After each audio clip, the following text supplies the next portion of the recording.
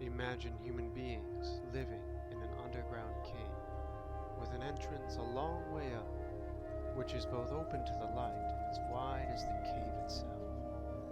They've been there since childhood, fixed in the same place, with their legs and necks chained so that they cannot move and can only see in front of them, because their chains prevent them from turning their heads around. Light is provided by a fire burning far above and behind them. Also behind them, but on higher ground, there is a path stretching between them and the fire. Imagine that along this path a low wall has been built, like the screen in front of puppeteers, above which they show their puppets. Then also imagine that there are people along the wall carrying all kinds of artifacts that project above it. Statues of people and other animals, made out of stone, wood, and other material. And as you'd expect, some of the carriers are talking and some are silent. They are like us. Do you suppose, first of all, that these prisoners see anything of themselves and one another, besides the shadows that the fire casts on the wall in front of them? What about the things being carried along the wall? Isn't the same true of them?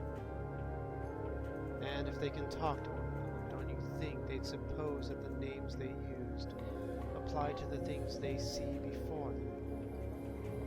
And what if their prison also had an echo from the wall facing them? Don't you think they'd believe that the shadows passing in front of them were talking whenever one of the carriers passing along the wall was doing so? To them, the truth would be literally nothing but the shadows of the images. Now consider what will naturally follow if the prisoners are released from their bonds and cured of their ignorance. At first, when any of them is liberated and suddenly compelled to stand up, turn his head, walk and look up toward the light, he will suffer sharp pains. The glare will distress him, and he will be unable to see the things whose shadows he had seen before. What do you think he'd say if someone told him that what he saw before was an illusion, but that now, because he is closer to the things that have more real existence, he has clearer vision? What will be his reply? And you may further imagine that his instructor is pointing to the objects as they pass and requiring him to name them. Will he not be perplexed?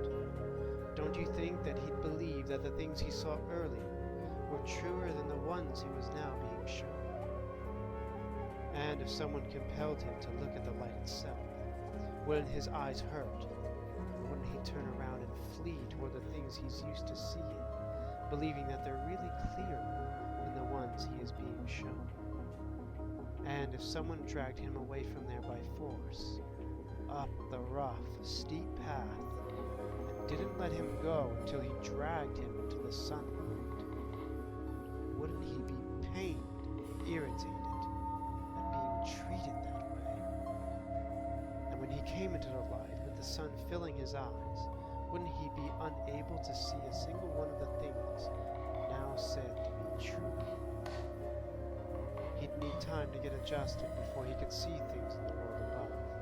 At first, he'd see shadows most easily, then images of men and other things in water, then the things themselves. Of these, he'd be able to study the things in the sky, and the sky itself more easily at night, looking at the light of the stars and the moon, then during the day, looking at the sun and the light of the sun. Finally, he'd be able to see the sun, not the images of it in water or some other conditioning medium, but the sun itself, in its own place, and he'd be able to study and know it as it is. And at this point he would infer and conclude that the sun provides the seasons and the years, governs everything in the visible world, and is in some way the cause of all the things that he used to see. What about when he reminds himself of his first dwelling place, his fellow prisoners, and what passed for wisdom there?